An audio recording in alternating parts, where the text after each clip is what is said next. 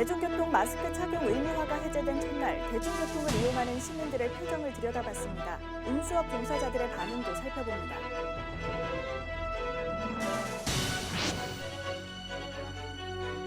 북구가 만덕센텀 내부순환 도시고속화도로 건설과 함께 만덕대로 상부 공원 조성을 추진합니다.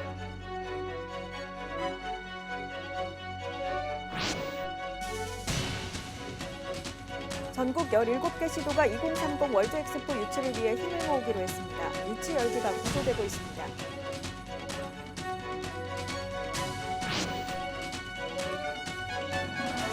청소년 봉사단체 RCY의 발祥지는 부산 서구입니다.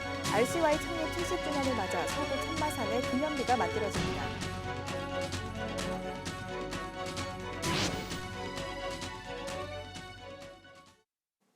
시청자 여러분 안녕하십니까? BTV 뉴스입니다. 첫 소식입니다. 코로나19로 인한 마스크 착용 의무화가 2년 5개월 만에 대부분 해제됐습니다. 그런데도 여전히 마스크를 쓰는 시민들이 많습니다. 이젠 습관처럼 되어버렸다는 마스크 착용. 특히 운수업 종사자들은 여전히 불안감을 떨쳐버릴 수가 없습니다. 대중교통 마스크 착용 의무화가 해제된 첫날 현장 분위기를 김석진 기자가 살펴봤습니다. 출근 시간이 지난 지하철 역사 안. 대부분의 시민들은 여전히 마스크를 쓰고 있습니다. 저희가 축구하면 이제는 코로나 없어도 마스크 쓰거든요. 여기 축구 감기 때문에. 그래서 쓰면 좀 편하더라고요. 날 더울 때는 못 써요. 열차 안도 마스크를 벗은 시민은 찾아보기 어렵습니다. 한 객실에 많아야 한두 명. 젊은 층입니다. 지상도 마찬가지입니다. 버스를 기다리는 시민도, 탄 시민도 마스크를 쓰고 있습니다. 뉴스에 나오는 대로 뭐 다들 20일로 해제되는 거 알고 있으니까 건강 상황이잖아요. 열에 한두 번 정도만 안 쓰고 가신다고요? 나머지도 다 마스크 착용하시던데. 지난해 야외에 이어 올해는 실내에서의 마스크 착용도 해제됐지만 시민들의 마스크 착용은 이미 습관화된 모습입니다. 하지만 예외인 경우도 있습니다. 특히 택시와 버스 운전자들은 마스크 착용 의무가 해제됐지만 자율적으로 착용하는 분위기입니다. 좁은 공간에서 밀접촉을 하는 만큼 감염 우려가 크고 감염 시 경제적 타격으로 이어지기 때문입니다. 우리도 습관이 돼 가지고 어떤 내 자신을 위해서도 그냥 착용하는 것을 대다수가 다 오면 다 착용을 해요. 이제 우리가 여기 나가서 담배도 한 대 피우고 커피 한 잔 마시고 할 때만이 이제 바깥이니까 벗기도 하는데. 전문가들은 날씨가 따뜻해지면 마스크를 벗는 시민들의 수도 점차 늘 것으로 예상하고 있습니다. 한편 병원이나 요양기관 등 의료시설과 약국에서는 여전히 마스크를 착용해야 합니다. 그리고 대중교통 수단을 이용할 때도 출퇴근 시간이나 감염 의심 증상이 있을 경우엔 마스크 착용을 공고했습니다. BTV 뉴스 김석진입니다. 북구가 만덕센텀 내부순환 도시고속화도로 건설과 함께 만덕대로 상부 공원 조성을 추진합니다. 도심 속 휴식공간 마련과 함께 도로를 사이에 두고 단절된 일명 9만덕과 10만덕 주민들의 생활권도 연결될 것으로 기대됩니다. 박재한 기자입니다. 국토부가 대도시권 교통 혼잡도를 개선하기 위해 추진 중인 만덕센텀 간 도시 고속화도로입니다. 만덕 성당 앞 만덕대로에서 재송동 수영 강변대로를 잇는 9.62km 구간 왕복 4차로 지하도로입니다. 대심도가 시작되는 만덕대로는 부산과 경남, 서부산과 동부산을 연결합니다. 남해 고속도로 진출입로로 하루 7만여 대 이상의 차량이 지나다닙니다. 만덕 1동과 만덕 2, 3동은 제뒤로 보이는 만덕대로 8차선 도로에 의해 60여 년간 단절돼 왔습니다. 북구는 대심도 시작점, 도로 복개 상부 구간 1만여 제곱미터를 공원화해 단절된 동네를 연결하기로 했습니다. 구는 공원 조성에 필요한 예산을 약 380억 원으로 추산했습니다. 지난 13일에는 국토교통부를 방문해 원희룡 장관을 만나 사업의 필요성을 설명하고 국비 지원을 요청하기도 했습니다. 이건 국토부 소관이니까 국토부에서 예산을 가져와야만이 또 저희들이 추진할 수 있으니까 지금 계속 우리가 접촉을 좀 하고 있습니다. 또 우리 장관님께서 어떻게 하든지 검토만 해라는 것이 아니고 적극적으로 검토를 해서 또 되는 방향으로 해주라고 말씀을 하셨기 때문에. 북구는 만덕대로 상부 공원화 사업을 핵심 현안 사업으로 추진하면서 부산시 등 관련 기관과 소통을 이어갈 예정입니다. BTV 뉴스 박찬입니다. 전국적인 봉사단체인 청소년 적십자 RCY가 부산 서구에서 시작됐다는 것 알고 계시는가요? 한국전쟁 당시 천마산에 나무를 심고 아이들에게 학용품을 나눠주며 활동을 시작했는데요. 창립 70주년을 맞아 서구에 기념비가 세워집니다. 장동환 기자입니다. 1953년 식목일, 천마산에 나무를 심고 있는 학생들. 한쪽 팔에 붉은 십자가를 찬 청소년 적십자 RCY입니다. 당시 이들은 3만 제곱미터에 10,000그루의 나무를 심어 지금의 울창한 산을 만들어냈습니다. 이 나무 심기가 한국 RCY의 첫 활동입니다. 그 우정의 선물 상자를 받을 수 있는 청소년 단체가 없어서 이승만 대통령과 또 문교부의 어떤 성의를 얻어서 시작이 되었고 그 최초의 활동이 천마산에 황폐화된 우리 나라의 국토에 나무를 심는 활동으로 시작이 되었습니다. 이후 이들은 국내 봉사는 물론 세계 재난 지역을 돕고 남북 교류 등의 활동을 이어오고 있습니다. RCY는 올해 창립 70주년을 맞습니다.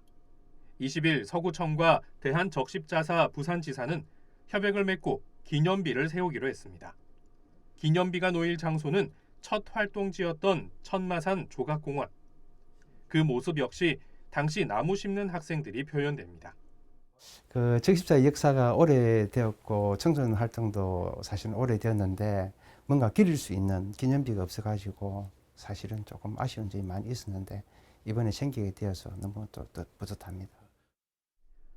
RCY 기념비는 오는 6월 3일 개막식과 함께 공개될 예정입니다.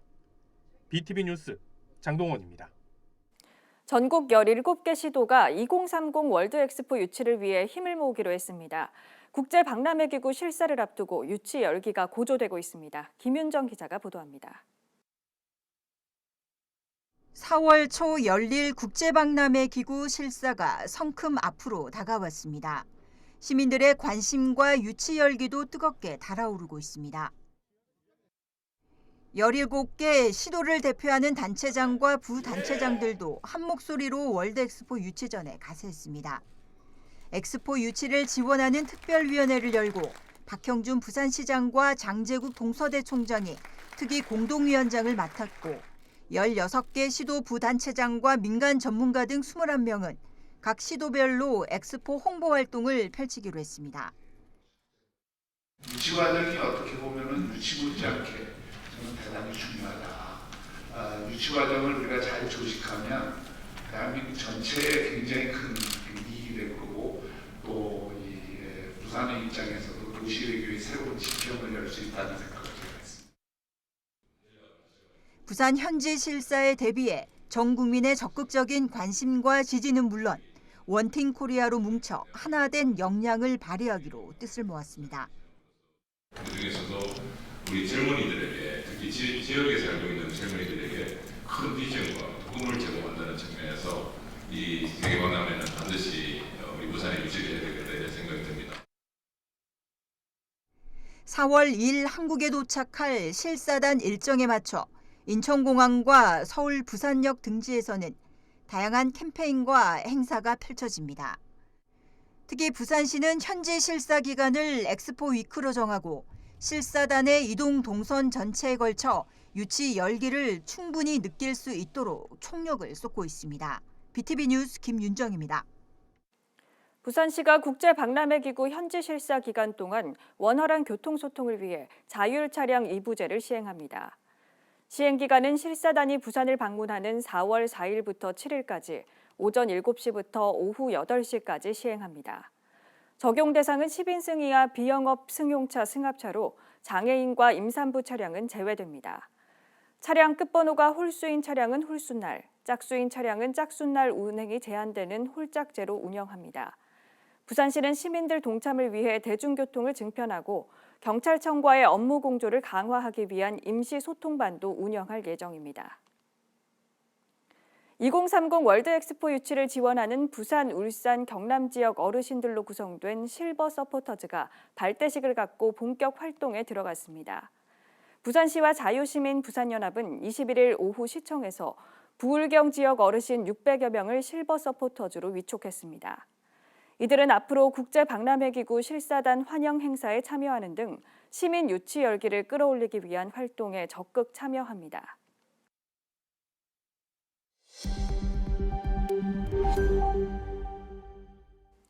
어제 낮 12시 반쯤 부산 진구 부전동의 한 도로에서 70대 남성이 몰던 SUV 차량이 식당으로 돌진했습니다. 이 사고로 식당 안에 있던 손님 5명을 비롯해 행인 3명 등 모두 8명이 다쳤습니다. 경찰은 운전자가 가속 페달과 제동 페달을 헷갈렸다고 진술했다고 밝혔습니다. 어제 낮 12시 50분쯤 부산 진구 범천동 팔금산 정상 부근에서 불이 나 1시간 40분 만에 꺼졌습니다. 다행히 인명피해는 없었지만 이 불로 산림 330제곱미터가 불에 탄 것으로 추정됩니다. 불이 나자 산림과 소방은 헬기 4대 등 장비 230대와 인력 100여 명을 투입해 진화 작업을 벌였습니다. 대규모 테마파크와 대형 쇼핑몰이 들어선 오시리아 관광단지, 많은 관광객의 발길이 이어지고 있는데요. 그런데 일부 지역에만 관광객의 발길이 머물다 보니 그 외 지역은 유령 상권으로 전락했습니다.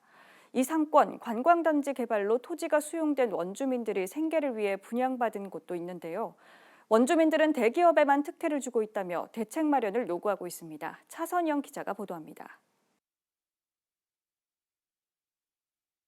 17년 전 관광단지 조성 사업이 시작된 오시리아 관광단지 일대입니다. 지금의 모습을 갖추기까지 토지 이용 계획은 21차례나 변경됐습니다. 최초 상가시설 비율은 3.85%에서 6.7%로 2배 가까이 증가했고 원형지 보전지역 이면은 허물어 이곳엔 대형 물류 판매 시설이 들어섰습니다. 대기업에 어떤 하나의 특혜를 준 그런 형태로밖에 되지 않습니다. 오시리아 단지에 있는 원형지 보존지역은 원형지 보존지역을 옮겨버렸어요. 그래서 그 자리에 뭐가 들어왔습니까? 미식일상이 들어온 거 아니에요. 그래서 밖에 있는 모든 식당들은 다 죽어버렸어요. 사업 추진 당시 부산시는 국내 해양 문화 관광단지로 조성해 국내외 관광객을 유치하겠다고 발표했습니다.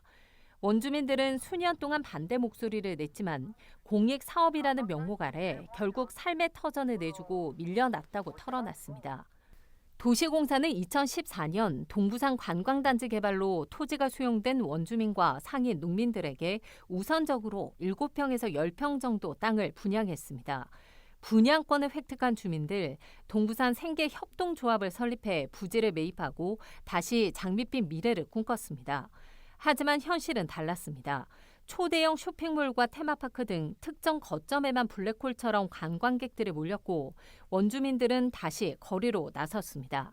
이제 그 설렁화되어 있는 상업시설을 그 동부산 관광단지의 모든 균형 발전을 위해서 제대로 활성을 좀 시켜달라. 이 부분의 요구입니다. 현재 원주민들로 구성된 생계조합원은 모두 187명. 조합원들은 삶의 터전을 잃고 생업까지 바꿔 생계를 이어가려 했지만 결국 남은 건 부지 매입비의 이자에 건축 비용 등 눈덩이처럼 불어난 빚뿐이라고 호소했습니다. 용도 변경 논의도 뭐 필요하다면 앞으로 하겠습니다만은 그 이전에 일단 그 관광 상권 활성화를 위한 여러 가지 좀 안들이 필요하다고 생각합니다. 지금 문화타운이 이게 지금 아직 안 들어서 있는 상황이라서 그런 것과 연계해서 일단 관광단지가 완성될 때까지 지켜보겠다는 부산시. 개발 사업 이면에 짙게 들이운 원주민들의 고통은 깊어가고 있습니다. 헬로티비 뉴스 차선영입니다. 해운대 센텀시티 일대는 만성적인 교통난으로 몸살을 앓고 있죠. 부산시는 지난 2018년부터 광안대교와 연결되는 접속도로를 추가로 설치해 교통난을 해소하겠다고 밝혔는데요. 그동안 사유지 보상 문제로 난항을 겪다 5년 만에 본격적인 공사에 들어갑니다. 장보영 기자가 취재했습니다. 해운대 센텀시티 교차로와 올림픽 교차로는 차량 통행이 많아 상습 교통체증이 반복되는 곳입니다. 주말이 되면 관광객과 백화점 쇼핑객 등이 몰리면서 일대가 마비되기도 합니다. 특히 해운대 그린시티나 기장군에서 출발한 차량이 해운대 장산로를 통해 원동 IC 쪽으로 가기 위해서는 통과할 수밖에 없는 도로이기 때문에 병목 현상이 극심합니다. 보통 한 5분, 10분 거리면 주말이면 한 30분 넘게 걸렸어요. 그냥 주차장에서 이렇게 움직인다고 생각하시면 돼요. 이처럼 센텀시티 일대의 심각한 교통난 해소를 위해 부산시는 광안대교 접속도로 연결 공사를 시작합니다. 접속도로는 해운대 장산로에서 백스코 요금소, 센텀시티 지하차도로 연결되는 접속도로 276m 구간입니다. 접속도로가 연결되면 해운대 그린시티에서 원동 IC 방향으로 가려는 차량들이 센텀시티 교차로와 올림픽 교차로를 지나가지 않고 센텀 지하차도로 바로 빠져나갈 수 있습니다. 부산시는 센텀 지하차도에서 올림픽 동산 삼거리를 연결하는 284m 길이 아래 차도도 만듭니다. 이렇게 되면 센텀시티 교차로를 통과하지 않고 바로 올림픽 공원까지 갈 수 있어 교통체증을 피할 수 있습니다. 양방향 도로 모두 센텀시티 교통량 분산에 도움이 될 것으로 보입니다. 교통 해소에도 도움이 될 뿐 아니라 그동안 이제 원동 쪽으로 가던 차들도 훨씬 가까운 길로 빠르게 이쪽 지역을 지나다닐 수 있게 되었습니다. 이와 함께 부산시는 광안대교 요금소 두 곳인 백스코와 수영강변 요금소를 철거합니다. 주행 차량의 번호판을 인식해 통행료가 자동 부과되는 시스템을 구축할 계획인데 요금소 정체를 해소할 수 있을 것으로 보입니다. 광안대교 접속도로 연결 공사는 오는 2025년 12월 준공될 예정입니다. 헬로티비 뉴스 장보영입니다. 강서구는 어린이와 어르신을 대상으로 교통사고 예방을 위한 찾아가는 교통안전교실을 운영합니다. 이 프로그램은 어린이집과 유치원, 초등학교, 노인복지시설 등의 신청을 받아 도로교통공단 소속 전문 교통안전교사가 시설을 방문해 교통사고 예방 연령별 맞춤 교육으로 진행됩니다. 구는 올해 교육 대상을 어르신까지 확대하고 예산도 늘려 교육 비용을 전액 구비로 지원하기로 했습니다. 수영구는 청년 사업자의 월 임차료를 지원합니다. 지원 대상은 수영구에 주민 등록 중인 만 19세에서 34세의 청년으로 부산에 월 임차 사업장을 두고 연 매출액이 1억 원 이하, 월 임차료가 30만 원 이상인 경우 신청 가능합니다. 신청은 다음 달 7일까지 수영구청 홈페이지를 통해 하면 되고 선정된 사업자에겐 매달 20만 원씩 연 최대 200만 원을 지원받을 수 있습니다. 남구는 여권 민원실에 민원 접수를 돕는 공직 은퇴자를 배치했다고 밝혔습니다. 공직 은퇴자는 여권 접수 안내 명찰을 달고 민원실에 대기하며 민원인의 여권 신청과 접수 등을 안내해 줍니다. 남구는 공공행정업무 지원 노인 일자리 사업 신청을 통해 공직 은퇴자 민원 안내 도우미를 선발했습니다. 이어서 포토뉴스입니다. 동대신 이동 로또 분식은 지난 17일 관내 취약계층을 위해 따뜻한 사랑의 칼국수 나눔 행사를 가졌습니다. 이 행사는 매월 셋째 주 금요일 관내 어르신들에게 칼국수를 제공하며 안부를 확인하는 행사입니다. 서구 동대신 3동 주민자치위원회는 지난 20일 나만의 소품 만들기 토탈 공예 교실을 개강했습니다. 다양한 소재로 감성 수공예품을 만들 수 있는 이번 교실은 6개월 동안 운영될 예정입니다. 부산 서구는 지난 20일 서구청 대회의실에서 공한수 구청장을 비롯해 정성훈 부산대학교 병원장과 안희배 동아대학교 병원장, 그리고 오경승 고신대학교 보건병원장과 최명섭 삼육 부산병원장이 참석한 가운데 2030 부산 세계박람회 유치 지원을 위한 업무 협약을 체결했습니다. 사하구 괴정 3동 지역사회보장협의체는 지난 17일 괴정 중앙교회와 구 희망두레박 사업의 일환으로 동행친구 업무 협약을 체결했습니다. 이번 협약으로 괴정중앙교회는 관내 노인들을 대상으로 프로그램 진행 장소와 간식 등을 지원하기로 했습니다. 사하구 구평동 지역사회보장협의체는 지난 17일 구평 종합사회복지관과 행복한 마을 공동체 조성을 위한 구평 온정 나눔 사업 기금 조성과 사용에 관한 업무 협약을 체결했습니다. 부산시 수영구는 지난 20일 부산 종합사회복지관에서 민관 협력을 통한 복지 사각지대 발굴을 강화하기 위해 부산 종합사회복지관과 홀트 수영 종합사회복지관과 함께 이웃의 재발견 업무 협약을 체결했습니다. 부산 남부소방서는 지난 19일 옛 부산 외국어대학교 부지에서 신속한 교통사고 현장 대응을 위해 구조대원 15명을 포함한 소방대원 28명을 대상으로 교통사고 인명구조 훈련을 실시했습니다.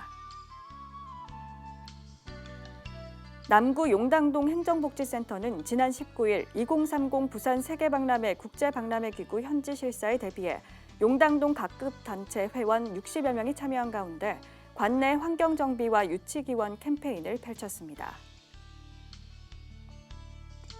부산 남구는 지난 19일 부경대학교 대학극장에서 지역 주민 등 300여 명이 참여한 가운데 제18기 등대빛 아카데미 애완견이 아닌 반려견 새로운 가족의 의미라는 주제로 동물행동훈련사 설채현 수의사의 강의가 진행됐습니다.